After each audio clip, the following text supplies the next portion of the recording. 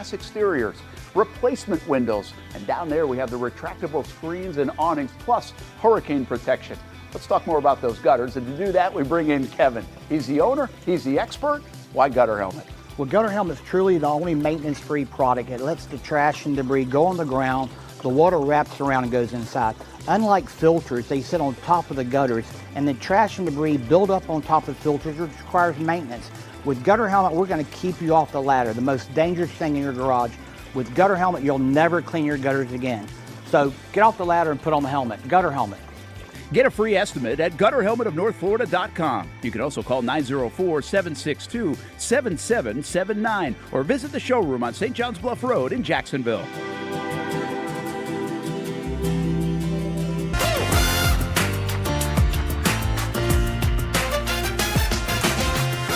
Empower a future, inspire a dream.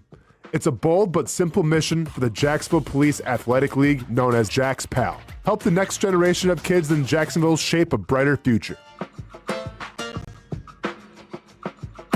Their after-school programs, teenage leadership programs. There's community outreach. This has been just an awesome opportunity to be out here with my colleagues and do something good for the community. It's really been an interesting opportunity to just see everybody work together in a way that we don't normally in the office. And there's sports.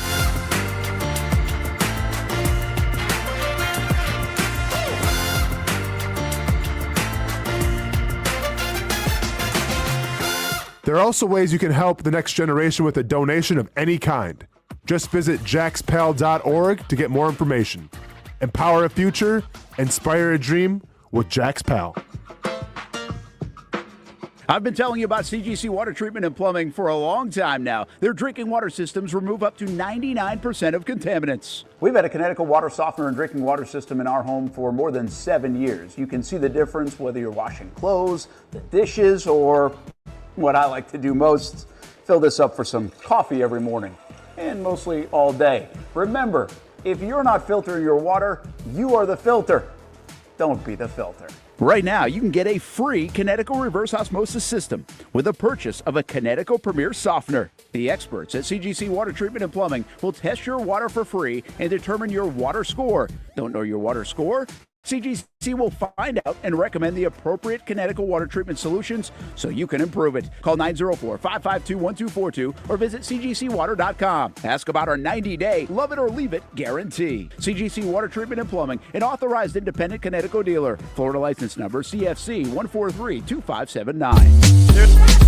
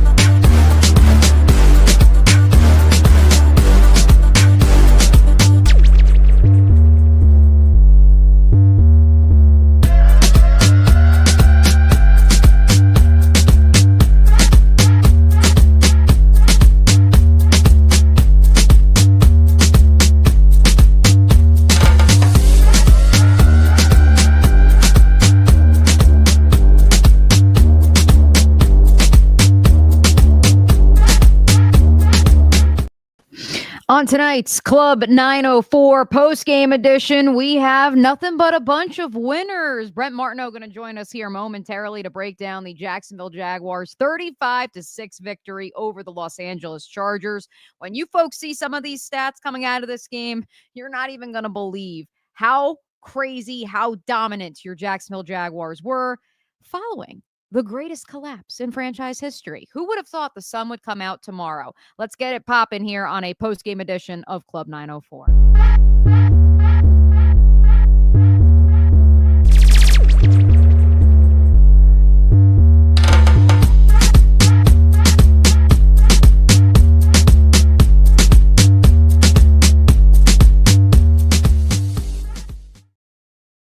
Dubs in the club. Welcome into Club 904 following a Jaguars victory. I am your host, Mia O'Brien. Action Sports Jack Sports Director Brent Martineau will join us here momentarily. Appreciate the 175 plus of you hanging out with us live on the channels of the Action Sports Jacks 24/7 network.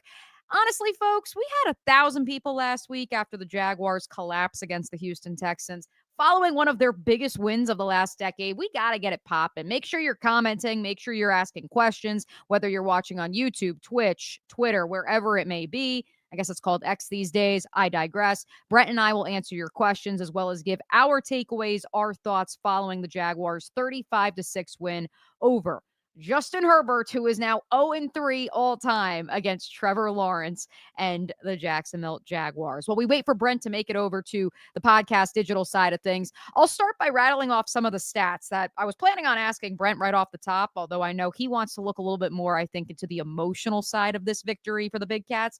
I'll start then instead by bringing to you guys some of the biggest stats, I think, from this game. Number one for me, first and foremost, one penalty. 5 yards.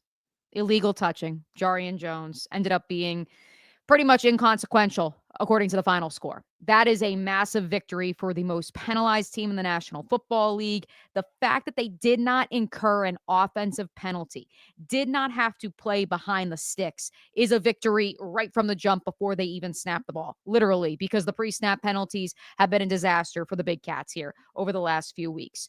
30 first downs to 8. If you've listened to Liam Cohen's post-game comments in the locker room, you've already heard that one.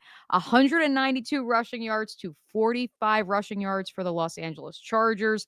Another one for me, I do want to note before we bring Brent in, the Jaguars were 5 of 10 on third down. That's a 50% clip. 3 of 5 on fourth down, compared to the Chargers, 3 of 12 on third down, 1 of 3 on fourth down. Those are the type of numbers as we bring Brent Martineau into Club 904 for this post-game edition. Those are numbers, Brent, that quite simply we don't see a whole heck of a lot around here in these parts. And that's where I know you've been feeling it. You tweeted it. I did as well. Maybe that's where we do see this team get back to its quote-unquote identity and a tide shifting here in Jacksonville. What say you? Yeah, I guess I'm careful of it, even though I would like to believe it just based off last week where I thought the tide was shifting in a different way. And I think everybody around here knows me well enough, if you know me at all, that I like to be positive. I didn't feel too great coming into this game at all. I didn't think they had answers on defense. I know the Chargers have a lot of weapons. Felt like one of those games they would pick them apart. And then I didn't think they couldn't win the game. I just thought they would really have to score to do so. And so this game just did not line up anyway I thought it would. But that's the NFL. I think that happens all the time. And I would suspect if we try to figure out how it's going to work next week in Arizona, it won't work out well either. What I wonder about are really 3 things.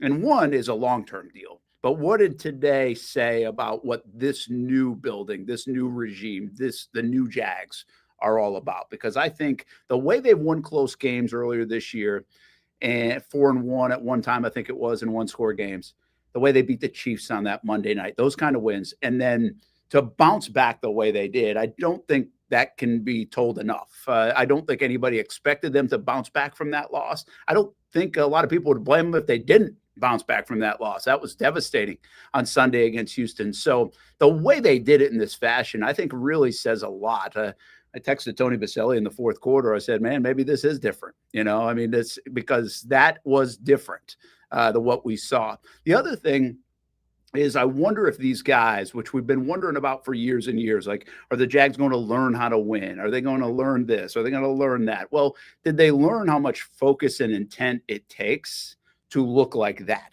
in the NFL? Now, will that be duplicated week after week? Absolutely not. It's not human nature. It's not going to go well like that all the time. You're not going to win 35-6. But if you can approach a week with the same way that they just did, and that's the standard of what everybody's been looking at and finding, and now that they played a complete game like that, which they really hadn't done, now they know what it looks like. So I wonder if that helps them along the way. Then the last part is, they played clean. They're not going to have 0 penalties on offense every week. They're not going to have just 1 penalty. But I think it showcased what Liam Cohen can do and what his offense looks like if it is cleaner and you can operate and get in the rhythm, and you can get down a call sheet a little bit because it's not 2nd and 14. We just really hadn't seen that. And remember, that's without Brian Thomas Jr., Travis Hunter, Anton Harris, and Brenton Strange. It's just the operation of what that looked like. I talked to Trevor a bit in the locker room. I said, man, the dressing up of the calls. And he basically was just, well, that's what, if you can stay ahead on schedule and you can put together drives, it opens up all these other things to potentially do. And that's where I thought that was a really fun football game to watch on the offensive side. And that's why I led with my biggest stat from this one is just that one penalty on Jarian Jones. That's it. Yes, the BJ Green roughing the passer penalty, I'm sure we will get to. Speaking of BJ, he was one of the many players in the locker room, Brent, that said to both of us that the Jaguars recognize that they play better when, quite frankly, they play pissed off. They need that edge. And they've been talking about the edge since Liam Cohen arrived in Jacksonville in January. And so I know a question that both of us kept asking is, how do you keep that edge now following a dominant victory like the one we saw at Everbank Stadium today? And so that's where I guess my question will be. And certainly I know a lot of our listeners who are listening right now, that's their question too. How does this team roll it over next week? This sort of momentum, this sort of energy against the Arizona Cardinals, who also, by the way, will be desperate, as multiple people have already tweeted at me and commented on YouTube. Yeah, they'll be desperate. They're not as bad as their record over the last 2 weeks have not been good at all for Arizona. So they're not a bad football team at 3-7. I mean, it's hard, outside of Tennessee and maybe the Saints, it doesn't feel like there are a lot of bad football teams. Arizona could easily be 500 or maybe even a little bit above based on the way they've played.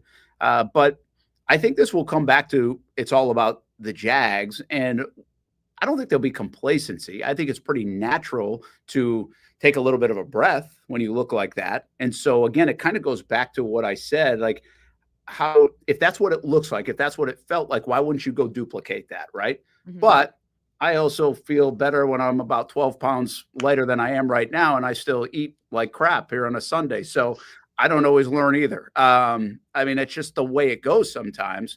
But I do think now that they've seen it, I wonder if they can duplicate a little bit more. And the reality is, I think some of these young guys kind of gave a little bit of that edge. I think some of the BJ Greens, the Danny Strighows, what Austin Trammell's come in and done a little bit now to make some big plays in the last couple of weeks. Cole Van Lannon, when he steps in at right tackle, I think those guys are creating, hey, maybe a little bit of that edge. And now when you get Brian Thomas Jr. back, hopefully this week, or hopefully a Brenton Strange, you can add that into the mix and it makes you a better football team. So I think there's a lot to like. And I started to say it, but maybe didn't finish.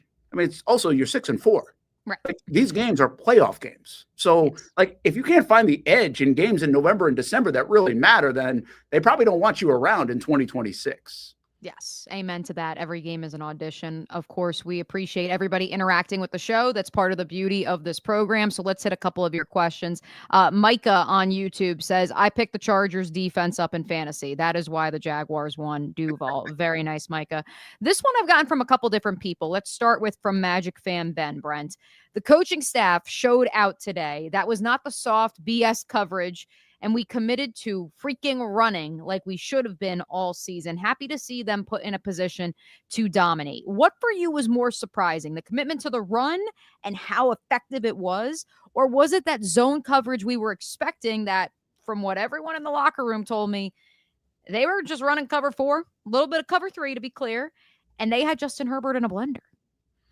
Yeah, I think the defense is definitely the most surprising thing that happened today. I think the Jags have shown they can run the football. What's crazy about it is I think I just retweeted something they were in 47 times. Yes, that's an NFL record this year, by the way. 47 times is the most. And then according to ESPN Stats and Analytics, 40 times inside the tackles. That is also an NFL best in 2025.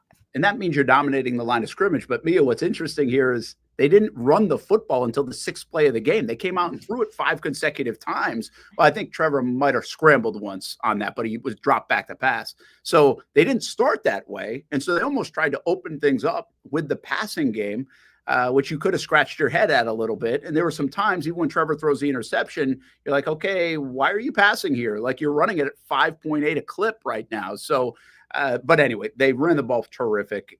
What the offensive line did was really good because that's not a bad defense at all. So what they did against that front was impressive.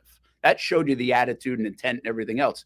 But what the defense did with guys that, again, just like last week and just like the last couple weeks, were a lot like last year's team that finished dead last in a lot of categories in the league. And then you also lose Newsome fairly early in the game. True. And Braswell comes in and plays. And now you're bringing in guys like Strigow and BJ Green. I mean, I'm just really impressed because I could not find a way for this defense to effectively hold the Chargers in check going into the game. Could I see Josh Hines-Allen getting his record and Trayvon Walker getting a sack? Absolutely. But with everything, all the pieces, what they've shown the last 4 weeks, it really didn't make a lot of sense that the game would turn this way, which means those guys really elevated, flew around, made plays, made it tough for Justin Herbert. He was ineffective. Ladd McConkey, I didn't even know he played in the game. Yeah. I mean, it was amazing. It's really, we keep saying it in the sports. We just like, did they just do that? Like, this was an unbelievable performance by the Jags on so many levels. Ladd McConkey, 3 catches for 13 yards. Keenan Allen, 4 catches for 53 yards. And listen, I don't want to say that the Jaguars defense was as surprised as we were because they certainly believed in the plan that Anthony Campanella and his staff had laid out. But I do think they were surprised by the lack of resistance from Justin Herbert, that he seemingly was perplexed by the coverage schemes and by the pre-snap motion and changing the picture, as Liam Cohen likes to say. And so, certainly justice for the Trevor Lawrence defenders today, even if his stat line wasn't the most beautiful, Brent. 14 of 22 for 153 yards through the air, a touchdown, a pick, a rushing score on 5 carries for 9 rushing yards. Our good friend James Coleman has chimed in after Tuesday's episode in which he said, Trevor Lawrence just needs to be a point guard. James just tweeted at us and said he was an 80s point guard today. Good defense and time of possession win you in life. Do you think Trevor Lawrence was an effective point guard today, Brent? Yeah, I do. I mean, obviously had 2 bad plays, right? I mean, he throws the pick, which is a bad pick and a bad time. I mean, to me, if you want to go back to that stage, I remember saying, hey, this is where you take control of the game, right? This is where you have an opportunity now to take control of the game. And they didn't. He throws it to the other team. I mean, it just can't happen. And he's got to stop that play. And he's got to make another play like the Quentin Morris play. I mean, that breaks down. He gets out of traffic, but just like it's a layup of a play for an NFL quarterback, for a lot of quarterbacks. And you just want to see him make those plays. Outside of that, thought he once again, I'm going to sound like Liam Cohen, like he's running the offense well. Well, he obviously ran the offense very well. And he's been doing that for the most part. And then I do think his pitch and catch was really good with Myers and Tim Patrick. He is playing with a lot of these backups now, and he looked pretty comfortable. So, but they didn't touch him today either.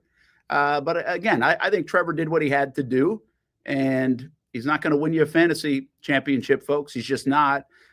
He's starting to feel a little bit to me, at least this year, almost in a weird way, very poor man's like Jalen Hurts right now, because he's actually beating you with his legs, especially down near the goal line. Look at all these rushing touchdowns, which is wild to me. He doesn't feel like that kind of quarterback, but if you add his total touchdowns up, they're starting to get numerous because of all the running touchdowns.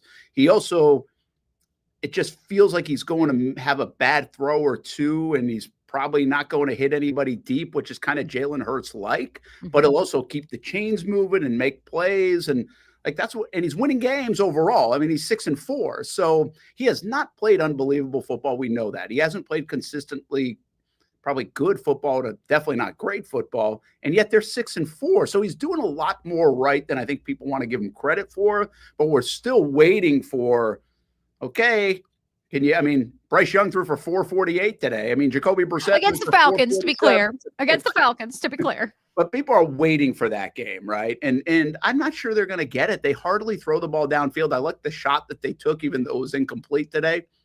And I think he's going to mystify you with a couple of plays. But I do think 90% of his action is good. I think we cling on that 10% right now because of where we are on the whole Trevor experience. Hang on that thought about the failed deep ball to De'Ami Brown for 1 second, because I do want to circle back to that. But I will also note, in speaking with players in the Jaguars locker room, they said they want to see Trevor Lawrence run the ball more. And I'm not just talking about Travis Etienne, who said that to J.J. Watt and Ian Eagle last week in the production meeting, and then that came out on the broadcast. Defensive players said to me in the locker room today, when Trevor Lawrence decides to run and is decisive, he is a better athlete than Justin Herbert or a traditional pocket passer you see in the National Football League. So they do want to see it more because that natural athleticism just takes over. And so I do think that that is something you will continue to see as part of the offense, similar but different to Jalen Hurts. To the De'Ami Brown point, that is a play, Brent, that they ran at least 3 times a week in training camp. I don't know if they have ever hit it, at least in front of our I eyes. remember that. I want to twist it to this, though, because I see some folks on the YouTube chat who are already saying, man, Jakobi Meyers has been here for 12 days. Knock on all the wood you can find, has yet to drop a pass. Tim Patrick, touchdown today, second of the season, looked great in tight windows. Parker Washington, once again, able to contribute to this team. Hell, Quentin Morris had 2 less receiving yards than Ladd McConkey. And so the question now becomes, when Brian Thomas Jr. returns, number 1, does he look like the BTJ we saw against the Raiders before he got hurt? Or 2, are these other perhaps less naturally gifted athletes at the wide receiver position outperforming the former first-round pick? And to that end, I bring in De'Ami Brown to this. It felt like he's the 5th wide receiver right now, and especially if BTJ comes back next week. I mean, Austin Trammell was out snapping him at least during the first quarter when I was tracking it today. Yeah, I think you're right about De'Ami Brown. I think, listen, it was a good – I like the move to get De'Ami Brown. It doesn't look like it's working the way they wanted it to. Fewer snaps last week, a lot fewer snaps this week. Tim Patrick's playing a heavier role in this, and I think he's a big part of the run game and the way he's running routes and everything else. I don't think he's going to be super dynamic for you in the pass game, but you trust him a bit. And Jakobi Meyers, I think, is really becoming that guy. What's interesting about the Brian Thomas Jr. question, in my opinion, is I think because you got Jakobi Meyers and because you might get Brenton Strange back and because you can maybe rely on the Tim Patricks of the world or now Parker Washington, right, to do their thing. Think about where all those guys I just mentioned, they do a lot of their stuff in the middle of the field or short range. Well, now you can go send Brian. So now you're not throwing a De'Ami Brown down the field. Now you might be throwing a Brian Thomas Jr. down the field. And now you can hit that home run. You can have him outside the numbers where he's more comfortable. And so I'm really interested to see how they use him going forward based on what else they have. And also if he steps up his game and can just blend right into this thing and elevate them, because he's obviously got a skill set that a lot of those guys don't have, right? I mean, we know top level Brian Thomas Jr. is going to be the best on the field for the Jaguars, but I think they can now put him in the right positions, especially learning what they learned. Now, even with they're not going to want to injure that ankle even more and throw him across the middle anyway. So I think there's a lot more comfort probably for Brian Thomas Jr. And listen, competition breeds competition. You see Jakobi Meyers catching everything, you probably catch everything. So hopefully it's contagious is my point, but I do think they can utilize him probably where he wants to be utilized the most, and we've seen the best football from BTJ. So to Robert in the YouTube chat, yes, Brent just answered your question. BTJ will be used as that player who would stretch the field because De'Ami Brown would not be on the field in that situation. Our friend Hef on YouTube, Brent, has been stumping for Notre Dame's Malachi Fields for at least a week now at the O'Brien NFL Notebook, which of course you guys can subscribe right now. Free 7-day trial is still available. Little big man had to get some pros in here like Tim Patrick and Jakobi. That's what they pride themselves on, being pros, and I think they have been up to this point. And I think that once again, and I've seen this discussed both at the O'Brien NFL Notebook, Brent, but also on Twitter, this idea of when you look at Trevor's best stretch of games in his career, that 2022 season, Zay Jones, Christian Kirk, Marvin Jones, not exactly winning any beauty contests when it comes to most naturally gifted wide receivers, but they were all pros who caught the football in traffic and when they needed to catch the football in tightly contested situations. I think with Tim Patrick and Jakobi Meyers and Parker Washington, that's what you have. And then you throw in the prospect of Brian Thomas Jr. looking like his 2024 self, and that's where maybe you're cooking with gas. Yeah, and I wonder really, I mean, Brenton Strange, we think they're really missing him, and I think they're probably on the verge of getting back. I think they'll definitely get Brian Thomas Jr. back. I saw him today warming up and took some video of him and put it on Twitter. He looks close. I mean, I get why they held him out, but he looks close. I would think Brenton Strange is going to be pretty close to go. We'll see. But, yeah, I agree with you. I think, listen, we have not seen this offense play to its fullest potential for 2 reasons. One, because they are terrible at penalties. So today we saw it flow like I think Liam Cohen wants it to flow. We saw it happen. The reason he got hired was to run the football and look at the way they ran the football without being 2nd and 13, but staying on schedule. I think the next phase of this is what happens when you have your full arsenal of players. Now, they're not going to have Travis Hunter, but they could get Brenton back. They could get Brian Thomas Jr. back. And then you add it to what else you've got here. And if the Jags can stay healthy in that department and have found something on offense and they play a little bit cleaner, like I said, they're not going 0 penalties all the time, then I think we can see what this offense is supposed to look like. And that's really what I've been hoping for a while. It's like, okay, back half of the year, first year offense, can you get much better? Well, today was a really good sign. I think the Raiders game was a pretty good sign of it. Last week was actually at times a better sign than people want to give it credit for, because they did take a 29-10 lead and they had 2 big third quarter drives to help do that. So maybe we're seeing some signs of life and maybe consistency from this offense, even without some of its best players on that side of the ball. So again, little wishful thinking, but at the same time, there's some hope because the way it looked today, and also Arizona, Tennessee, and then home against the Colts before the Jets. The schedule also allows for some of this. The Jags have the best strength of victory in the NFL. In the NFL, they still get this rest of their schedule. They can beat a good team is the point, Mia. Like, used to be afraid of that. Okay, can they hang? They can beat a good team. They've proven that. It's just a matter of if they will play down to the level of their competition. And does this sort of success translate on the road, especially knowing the NFL, any given Sunday, 1-possession games are the norm, folks. Don't think it's just the Jaguars that only play in 1-possession games. Brent, I know you have to run for Action Sports Jacks duties, and so I want to run through our game balls quick, but first, some personnel updates. I know we spoke with Bhayshul Tuten in the locker room. You guys will hear from him a little bit later in the program. He told me that he was cleared. He could have gone back in, but ultimately it was precautionary why he was kept out. He was given his helmet back the final 5 or so real minutes while they were on the field, but ultimately he did not re-enter. I didn't catch, did you have any sort of updates, or did you talk to Greg Newsome at all while you were in the locker room or hear anything there? I saw him. I didn't talk to him. I saw him standing on the sideline, and it felt like, one of those, you can kind of tell sometimes the way guys are looking or just look. And I feel like it's not a long-term deal with Newsome. I don't know that, but it felt to me like, okay, they didn't want to put him back in this game. They've been very cautious about stuff like that.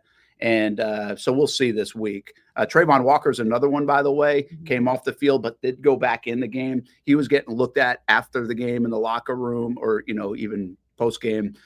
But I don't think it's anything crazy because he did come back in. And I think that's a significant deal because Trayvon's starting to get back to the early season form. He's coming off that injury. Last week, had some really good moments in that game. And now I think you see it again here early in this football game. So hopefully that injury doesn't slow him down too much. First play of the game was in Justin Herbert's face, forced an intentional grounding, otherwise would have been a sack. And so good to see Trayvon back in his peak form. One more quick, the decision for Emmanuel Ogbah to be a healthy scratch, Danny Strigow, BJ Green, both affected the quarterback today. What are your expectations moving forward in the pass rush department and along the edge? Yeah, I thought this was a cool move actually by the Jags. And Ogbah, I thought they could move on from him even before the trade deadline because to me, he's looking a bit old. And listen, we love our guy DeJuan Smoot. I think at times he's looked a little bit like a veteran in the league. And at times he doesn't too. So I think it's a catch with those guys. Their experience can really help you, but sometimes that experience can kind of hurt you. And I think we're going to see this now. I think why not play Strigow and BJ Green a little bit. I think Strigow, if you go back to the first half of last week's game, when he got in there, it was like, boom, instant energy. Like you could really feel him. And I think you felt him again today. And then again, you get the BJ Green stuff. I don't think they're going to play 40 snaps, but I do think they provide some energy and they feel like they fit Campanile and what his energy is all about a little bit more than players that are in their 10th, 11th, 12th year and might be aging and just because it's father time. 4 crumble cookies a day and a Red Bull. Who would have thought that is the recipe for success? Brent, let's give out some game balls. Before we get out of here, who are you giving your game ball to following the Jaguars' 35-6 victory over the LA Chargers? Ooh, there's a lot of them. I think I'm going to give my game ball to Robert Hainsey. That's who I was going to give it to. Oh, really? Yeah, you're good. You're good. Go for it. I mean, there's a lot to pick from, right? Keep the specialists out of the way today. I love the play from Hainsey, and everybody might have been conversing about this in the press box. But on the last touchdown run, ETN, I think it was the last one, right after the turnover by Antonio Johnson. Juma. I mean, if you go look at that play and go look at Robert Hainsey, and he loves getting on that outside. We've seen him do it a couple of times this year. I think on another long ETN run, he did it.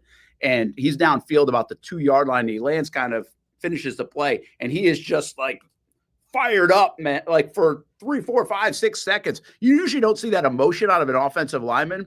That was just an exclamation point to me on a day where they dominated. They could feel it. And I just love the emotion from Hainsey. And I think he's been really good this year in so many respects. So I like Hainsey for that game ball.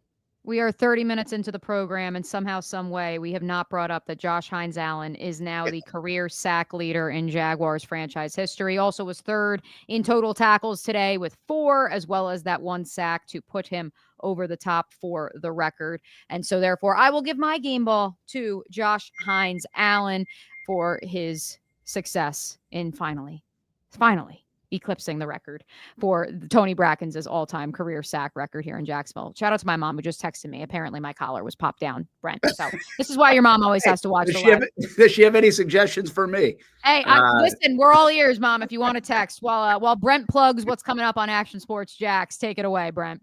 All right, we've got Action Sports Jacks primetime in about an hour, actually, on Fox 30. I think we're on time. 11:30 on CBS 47. And back at it tomorrow right in here, 10 a.m. until 1 p.m. Get to talk about this big Jags win, what it means. They're right in the mix now, and that's all we asked for, is them to be right in the mix down the stretch. Got a huge loss from the Chiefs today, too, I think. That really helps this thing. They'll have tiebreakers over the Chiefs and Chargers. So we'll do that. Jags Report live tomorrow night, Strings Sports Brewery in Jacks Beach. We're working on a guest, or maybe 2. I might have put a word like, how fun would it be to have Green and Strigow on the show? So we might. Don't have confirmation yet, but we're working toward maybe having some of the young guys on. I like that a lot, Brent. We'll be locked in for that. And, of course, we will be locked in at 10 a.m. tomorrow for the Brent and Austin show. Something tells me the Civil War of Trevor Lawrence has taken another turn in the roller coaster ride. That is number 16. Appreciate you hopping on with us, Brent. Have a good night, guys. There he goes. And again, you could catch Brent in about an hour's time over on CBS 47 and Fox. So make sure you lock in at Action Sports Jacks. If you haven't subscribed, liked their channel already, make sure you do that as well. Before we take our first timeout, our first official timeout, want you guys to hear from that player who may or may not be at String Sports Brewery tomorrow night with Brent and the crew. That is BJ Green, caught up with the undrafted free agent rookie following what should have been his first career sack. I know it's disappointing, but walk us through what should have been your first NFL career sack. Just went out there, took advantage of the opportunity. Unfortunately, they took it away from me, but I'm gonna go out there and go get my first. It just makes me hungrier to go get the first one for real. So I'm just happy to just got my feet wet. I ain't gonna slow down. I'm gonna keep playing the same way I play, as fast as physical. So. Did you do anything different this morning? Was there anything to the routine, or you kept the same routine? Same routine, man. Like regardless of how many, when I get in, what opportunity may be, I'm gonna be out there. I'm gonna do the same thing. Because at the end of the day, I gotta trust my process. I'm gonna go out there and give 100% every time. What was the explanation they gave you, if any, for the flag? They didn't give you one. No, I didn't get any explanation.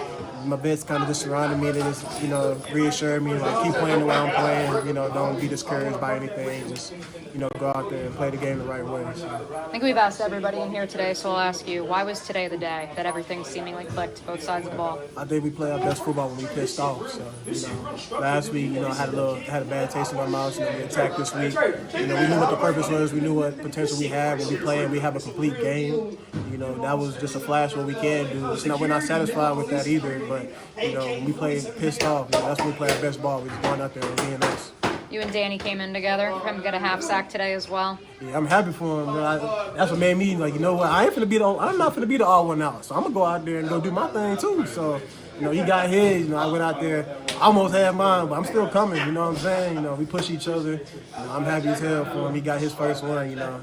So now you're going to be coming off a win. So how do you guys stay pissed off going into next week? You can't be satisfied. This is the NFL. There's highs and lows. You just gotta manage those highs and lows. You got to go in there and attack the week the same way we came in last week, pissed off.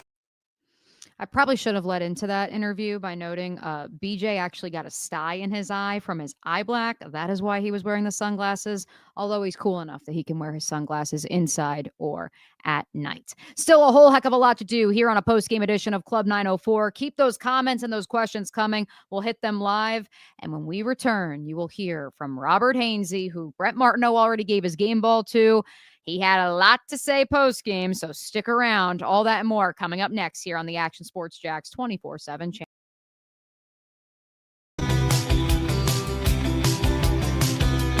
Welcome inside the Armor Guard exterior and gutter helmet showroom. There's a lot going on, like glass exteriors, replacement windows, and down there we have the retractable screens and awnings, plus hurricane protection. Let's talk more about those gutters, and to do that, we bring in Kevin. He's the owner, he's the expert. Why gutter helmet? Well, gutter helmet is truly the only maintenance-free product. It lets the trash and debris go on the ground. The water wraps around and goes inside. Unlike filters, they sit on top of the gutters, and the trash and debris build up on top of filters, which requires maintenance. With gutter helmet, we're going to keep you off the ladder, the most dangerous thing in your garage. With gutter helmet, you'll never clean your gutters again. So get off the ladder and put on the helmet. Gutter helmet. Get a free estimate at gutterhelmetofnorthflorida.com. You can also call 904-762-7779 or visit the showroom on St. John's Bluff Road in Jacksonville.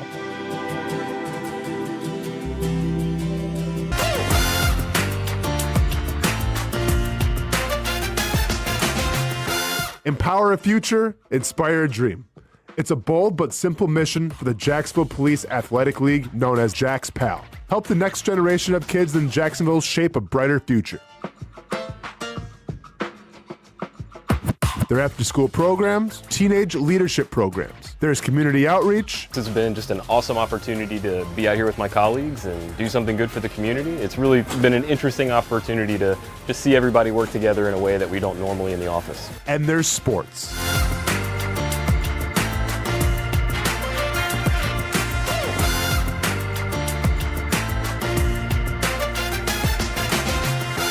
There are also ways you can help the next generation with a donation of any kind. Just visit jaxpal.org to get more information. Empower a future, inspire a dream with Jax PAL.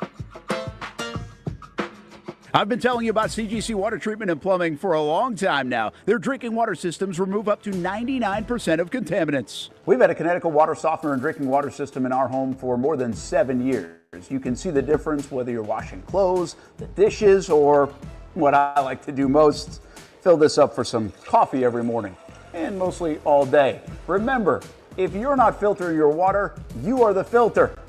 Don't be the filter.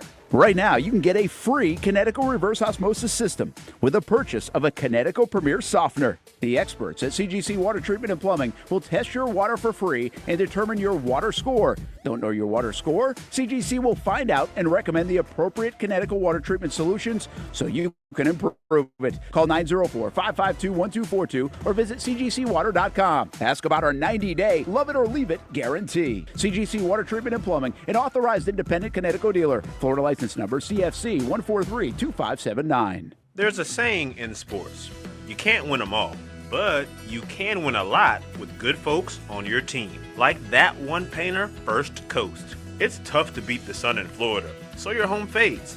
It's tough to beat that HOA when they come calling. Beat the sun, beat the HOA with that one painter, First Coast. And it's a good time to do it.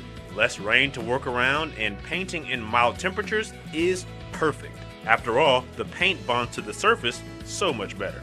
Give that one painter First Coast a call at 904-417-3557 or look them up at first-coast.thatonepainter.com. Fast estimate, guidance on color and HOA requirements, and the highest quality job you'll find anywhere. Be a big winner in your neighborhood with that one painter First Coast on your team.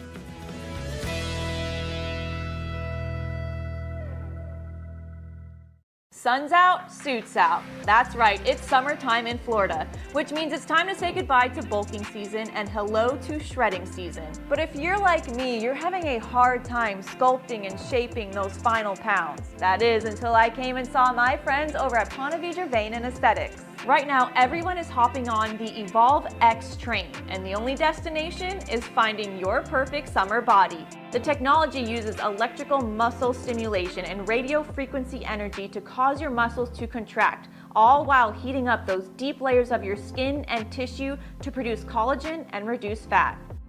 It's like doing 1,000 sit-ups in 30 minutes. No pain, no needles, just results, right? That's right. So leave those winter layers back at the station and come look and feel your best with the team here at Ponte Vedra Vein and Aesthetics. Visit them at one of their 2 locations, either over in Ponte Vedra or on the south side. Welcome back into a post-game edition of Club 904. I know summer is over. It's okay. Don't worry. Shout out to our friend Olivia Tasley with Action Sports Jacks. And of course, be sure to head on over to the TV side of things where they will have this game covered even more so, smothered and covered, as some might say, after a 35-6 Jaguars win over the LA Chargers. I'm going to give you guys some significant stats from around the National Football League as they pertain to this game. But first, it's a little bit of a long one, so I want to make sure we have ample time for it. Here is Jaguars center Robert Hainsey following this game. Yes, if you were listening on the radio side, you may have heard, may have slipped a little cuss word in, but that's all right. Robert was fired up. Really exciting to catch up with him following this big Jaguars win, especially when it came to that run. Called it a man's drive in overtime, 8 of 9 plays on the ground. What was today? Man's game. I mean, that's 47 rushes for 192 yards. Cole stepping in for Anton. Chuma playing a ton of jumbo. Jonah and Wyatt getting in at the end. Everyone having their hand in it. Dominating the line of scrimmage like we know how. Our backs run as hard as they could be. Tight ends blocking their tails off. Receivers blocking their tails off. And then, it was a group effort that took more than 11 of us. Took everyone on the field, and we did an unbelievable job of playing together. The fact that you knew those specific numbers says to me that Liam brought up those specific numbers just now when he broke it down. For you guys, what does it mean that is what's celebrated post-game? I mean, it's awesome. Like, we could feel it. We knew we were rolling, we were doing what we wanted to do. So yeah, you come in here like, hey, what did we end up with? Because it felt like we ran the ball 47 times, but you never really know because the game's weird. So yeah, knowing that's a huge accomplishment that we're all really proud of. Describe this last week, coming off of last week's loss, leading into today. It was tough. It was a tough week. It was a week that you really wanted to get that taste out of your mouth, and we had the opportunity to do that today. Played pissed off, played free, had fun together, and that's what we can do when we play like that. For the run game in particular, for those 3 running backs, kind of felt like Bhayshul's coming out party. What did you see from the 3 of them? Every single one of them. I mean, blocking for all of them is a blast. Quinn Allen is one of my favorite teammates I've ever had. He's the best pass blocking running back in the NFL, and I don't really think it's close. And he's 21 years old. And so when he does that stuff and is willing to put his face in there and pass pro, and he gets his opportunities in the run, and you're just rooting for the kid. Bhayshul runs hard as can be. Travis has been doing it for a while and getting better every week. So as a group, offensively, it just feels like we keep coming along in the run game. One more on the offensive line before I ask you about the quarterback. I feel like 72 took some flack after last week going against 2 of the better pass rushers in the NFL. What did you see from that left side of the line with Walker and then Ezra coming back off injury? It was great to have Ezra back. I don't know about what flack you're talking about, but I can imagine. I mean, who really cares? With Walker, I mean, he's a great player. He's been a great teammate ever since I've got here. We've gotten to be really close, and he shows up every freaking day, ready to work.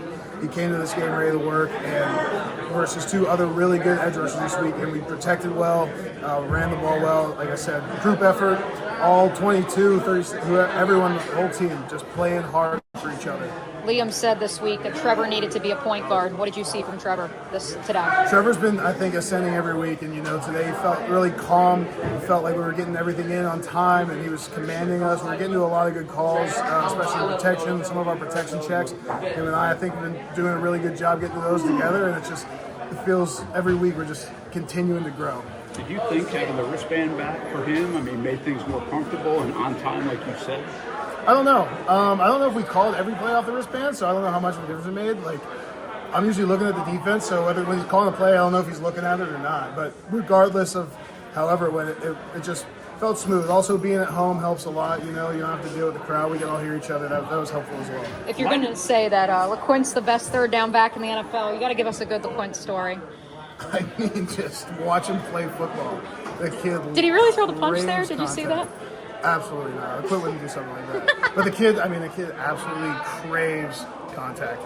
He's a dog. We had to pull up a bar hang competition in the spring, and as a rookie, he hung there for like 3 minutes when everyone else fell off, and then did like 40 pull-ups after. And we were all like, "This guy's crazy." And then obviously now you're like, "That's him. That's who he is. Kid's a freaking dog." Why did this just happen, in your opinion? I mean, that's a good football team, and you guys made them look pretty ordinary today. Yeah, I think it's just us playing to our standard. It's us playing the best we can. And when we play that brand of football, that style of football, there's nothing that's going to keep us from doing that every time. Don't get a lot of emotion from an offensive lineman, but when ETN runs that in, you're on the ground, fist pumping for a few seconds. Yeah, what's going through your mind? I mean, that's exciting. Anytime you get to get on the edge, especially as a center, but as an offensive lineman, you're kind of out in space and you can make a good block down the field. It's just fun in general. And then in that situation, to lead them into the end zone. I mean, the emotions are just, it's such an endorphin rush that you can't really describe it. So that was just letting it all out, like being happy that we had the opportunity, that we got to go out there and execute. Thanks to Robert Hainsey giving us plenty of time post-game in the Jaguars locker room. Let's hit some significant stats before I let you guys hear from Bhayshul Tuten, and then we will get, at long last, to some live Q&A, because I know a lot of you guys are in the queue right now. Keep those questions coming. We will get to them here in just a little bit. But first, want to hit a couple, at least 3 significant stats. And one, let's start with this one. Let's pull it on up here. This one comes from our friends over at Hard Rock. If you can believe it, folks, since the Los Angeles Chargers took a 27-0 lead in the playoff game in January of 2023. Yes, Trevor Lawrence, over 400 total passing yards. Justin Herbert, 215. Trevor Lawrence, 72.5% completion percentage compared to a 51% completion percentage for Herbert, who has 2 interceptions and 0 passing touchdowns in that span. Trevor Lawrence, 4 passing touchdowns to 1 interception. You can't make this stuff up, folks. And that's not even including when the Jaguars went out to SoFi week 3 of that 2023 season and absolutely annihilated the Colts as well. Our next stat comes from Ben Solik over at ESPN. The Jaguars had an offensive success rate of 56.5% today. That is the 3rd best percentage number of Trevor Lawrence's career when he starts. They had a first down conversion rate today of 87.9%. That is the best number of a Trevor Lawrence start. As we've already alluded to throughout the program tonight, certainly 0 offensive penalties. Bit of a pipe dream to expect that the rest of the way, but it obviously makes the operation not only smoother, puts Trevor more at ease, and allows for Liam Cohen to truly explore the playbook in his play calling, which is what so many of you, I saw at least one person note, that's why they repurchased season tickets. And one more from our friend Mike Duraco, ESPN's NFL Nation Jaguars reporter. Liam Cohen's call out of the Jaguars pass rush last week was answered. Justin Herbert was pressured on 48% of his dropbacks. That's 11 of his 23 dropbacks before getting pulled early in the 4th quarter. That is the 2nd highest pressure percentage in a game this season, 53% versus the Vikings in week 8 being the other. That is per ESPN research. And so the numbers back it up. An absolutely dominant victory for your Big Cats. Let's get one more interview from the locker room in before we hit some live Q&A. Bhayshul Tuten, the coming out party for the former Virginia Tech running back, the 4th round pick of the Jacksonville Jaguars. LaQuint Allen also caught up with him. In case you want to hear that interview, make sure you subscribe to the Mo Bryan NFL Notebook. I also caught up with Danny Strigow. But for now, here on Club 904, let's hear from Bhayshul Tuten. Nicks and bruises, but that comes with the game. Felt like you were close to popping a big one a couple times out there today. Yeah, I should have popped a couple big ones. Just got to get my knees up, but next time it'll definitely be a big break. The running game was really rolling today. I mean, at one point you and Travis were both averaging over 5 yards a carry. Was that something you guys expected to come in today and be able to run the football?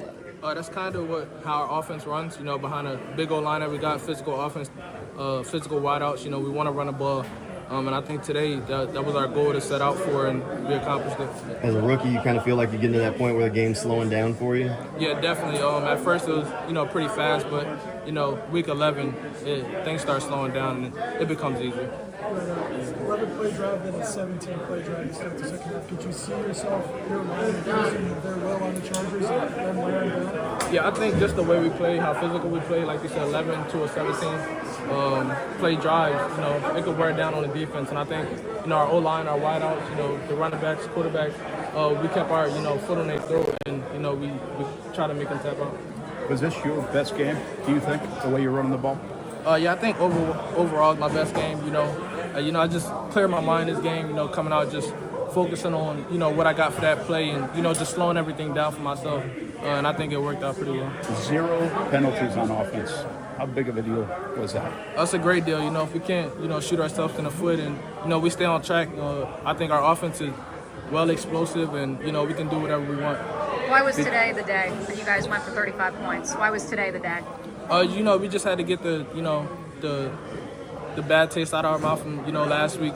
We harped on it all week. I think throughout the week, practice was quiet. A lot of people were locked in. A lot of people knew, what this game was for us. And I think we went out there and showed, we had to get our mojo back, and I think we definitely did today. Again, all of those interviews available over at the O'Brien NFL Notebook. In case you are not a subscriber yet, a friend of the pod, or a standard scooper, head on over to my Twitter page at Mia O'Brien TV. Maybe that's where you're currently streaming Club 904 from. Go to the pinned tweet at the top, click on that, and in the reply, you will find the link to subscribe to the O'Brien NFL Notebook. Free 7-day trial currently ongoing, $5 per month for standard scoopers. Couple other significant stats as Bhayshul Tuten was speaking. I wanted to make sure we got to these as well. These are all courtesy of ESPN research. 5 total touchdowns on offense today. That ties the most that a Jaguars offensive operation has had since that overtime victory against the Dallas Cowboys the first week of December in 2022. It's also, as Brent alluded to, and somehow, some way, we're now 51 minutes into the program, and we've yet to explicitly state it, the first time the Jaguars have not punted in a game since week 2 of the 2010 season.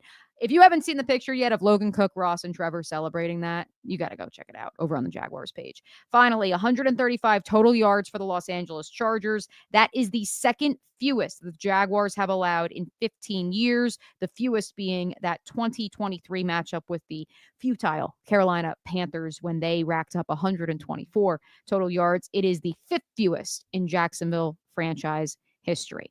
All right, it's time. Let's hit some of your questions. I want to begin with some that came from the O'Brien NFL Notebook Discord channel. Our friend Mike Norvell, not that Mike Norvell, the other Mike Norvell out in the Panhandle, was asking about Trevor Lawrence wearing the wrist sheet. You may have heard Robert Hainsey was asked about that by Brent. The idea of him actually having the play sheet on his wrist for seemingly the first time this year. Robert said he didn't feel like there was all that much of a difference. He doesn't know how far along they got on the play sheet. I unfortunately was not part of Trevor's presser. So, I think that that's something that, number one, if he didn't address it, he will address it later this week. And I think it's something that is going to have to be assessed, I think, in the weeks ahead. Perhaps he does again wear it next Sunday against the Arizona Cardinals. But at the same time, I wonder if so much of Liam Cohen getting deeper and deeper into the playbook and the Jaguars operation operating without any sort of penalties or behind the sticks, was that really the bet? Was it because they didn't have penalties and because they were able to consistently be ahead of the chains and stay out of 3rd and long? Is that why you saw Trevor Lawrence operating at peak efficiency, Mike, and not because he was wearing something on his wrist that would give him some ideas of what plays to call or what each play was? But perhaps that's something that'll come back, and we'll discuss that again next Sunday. Ether Dark, frequent listener to the pod, wants to know about, about the NFL official who was on the sideline, who did suffer a medical episode. Do you know that person was stable when loaded into the ambulance, according to some personnel who were boots on the ground on the medical side? And, we obviously wish him all the best. Was transported to a local hospital and don't have any other further update other than he was stable when he was loaded into that ambulance. And so obviously wishing him and his family nothing but the best. A very scary moment here at Everbank Stadium. But from what I was told, on the up and up, let's hope that remains the case. A couple of you guys are debating in the YouTube chat right now, knowing that the Chiefs and the Colts meet next week. The Jaguars now with a 1.5 game lead over the Chiefs in the AFC wildcard race. 2 games back of the Colts in the AFC South race. The Chiefs are now 5-5, coming off of a disappointing last-second loss to the Denver Broncos tonight. The Colts are on their bye. I'm interested that so many of you guys have said that you would prefer that the Chiefs win, or excuse me, that the Colts win because it helps the Jaguars in the AFC wildcard race. Do y'all know what the Colts schedule is coming up? Like, there is still a chance the Jaguars catch the Colts. I know that there are those who believe that that's a pipe dream, but this is the Colts' upcoming schedule. At Kansas City, very well could be an L, especially because Travis Kelce didn't even address reporters in the post-game locker room. You know that they are going to have a fire lit under their you-know-what next week at Arrowhead Stadium. So that could be an L. Then they host the Houston Texans, a Houston Texans team that, well, yes, only managed to score 16 points against the lowly Tennessee Titans. They did put up 30+ on the Jaguars last week. So don't know that I would write that off as immediately a Colts dub. Then they come here to Jacksonville for a very important meeting on December 7th. And then they got to go to Seattle to play the Seahawks, host the Niners, then host the Jags, and then travel to Houston to end the season. There is still a chance, folks, that the Jaguars can catch them in the AFC South race. And so personally, I think the Chiefs are going to win next week just because A, it's at Arrowhead, and B, because I think that they are very, very mad right now. And I don't think that hurts Jacksonville's playoff chances one way or another, as I think it's going to help them because one of those two teams has to lose. Thank you to Samork, another frequent listener, friend of the pod, for letting us know because I didn't get a chance to listen to Trevor. A lot of other things going on here. We got some Florida men's basketball in a 1-possession game in downtown Jacksonville right now. Trev said it helped for situational play calls and such, just getting to the line quicker. And I think you saw that, and Robert Hainsey hit on that as well. It felt like the Jaguars were breaking the huddle much quicker than they have in the last few weeks. I know that's been something Pete Prisco has really harped on Jaguars Happy Hour as well. We appreciate all of you guys hanging out with us here on this post-game edition of Club 904. Will you look at that? I was so worried that after a Jags W, we may not see 1,000 of you hanging out in Club 904. We have surpassed that 1,000 viewer mark with time to spare. And so appreciate everybody hanging out with us. We will be back on Tuesday for a Tuesday edition of Club 904, looking ahead to the Jaguars matchup with the Cardinals while looking back at this dominant 35-6 win and how it can carry over into the Jaguars Week 12 matchup. And then on Thursday, we will preview the Arizona Cardinals specifically. Both of those podcasts, of course, will be coming at you live from the Action Sports Jacks podcast studios. Thanks to Brent Martineau for hopping on with us. Make sure you check out all of the content that the Action Sports Jacks channel has cooking. Yes, that includes a Dan Hicken windshield wiper, as some of you have dubbed it, reaction to today's game. You know you're going to want to check that out. And we appreciate you hanging out with us here on a Sunday night. We will catch you on Tuesday.